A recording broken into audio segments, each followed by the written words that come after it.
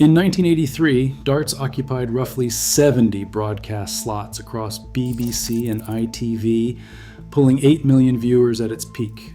By October 1988, every single one was gone, 14 tournaments erased, and the reason had nothing to do with ratings. Darts' ascent on British television began in earnest in the early 1970s, when ITV's Indoor League and the BBC's expanding sports schedule brought the game from pub backrooms to millions of living rooms. The 1972 launch of Indoor League marked a new era, giving darts a consistent primetime slot and introducing viewers to the drama of competitive play. By the late 1970s, the BBC's coverage of the Embassy World Darts Championship and ITV's regular tournament slate transformed darts into a fixture of national culture. Audience figures climbed steadily. In 1979, the World Championship final drew 8 million viewers, matching the ratings of football and outpacing most other televised sports. The momentum continued into the early 1980s. By 1983, the combined output of BBC and ITV reached over 70 broadcast slots in a single year, a volume unmatched by any other indoor sport on British television.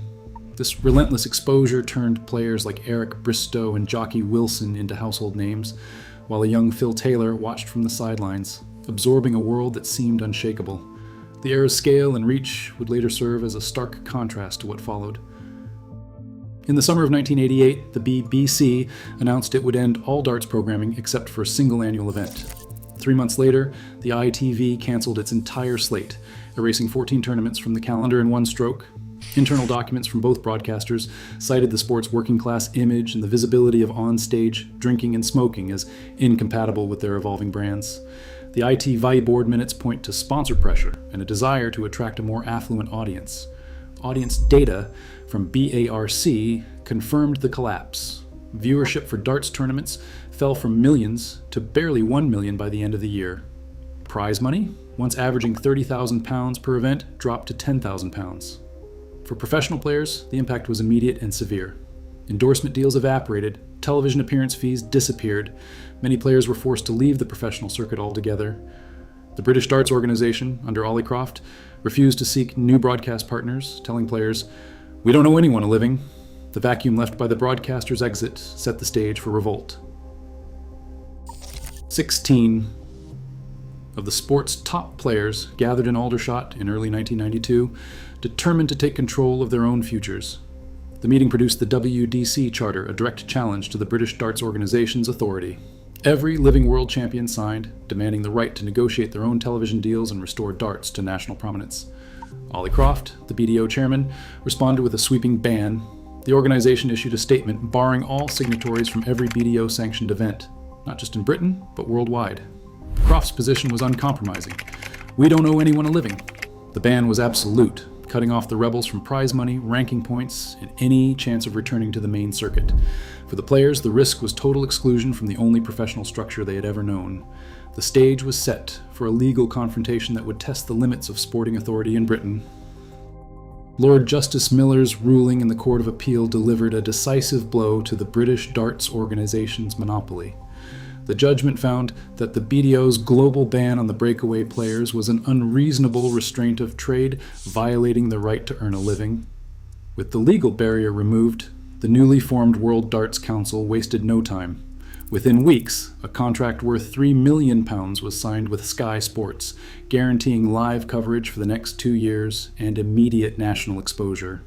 Sky's press release announced the partnership as a turning point for the sport, promising higher production values and a new commercial model.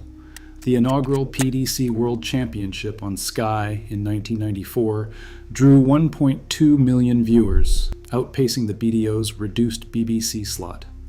The legal victory and rapid Sky deal did not just end the old order, they established a new center of power in televised darts, one built on commercial rights and pay TV audiences. Darts now stands as a commercial powerhouse, rebuilt through pay TV and aggressive rights negotiations.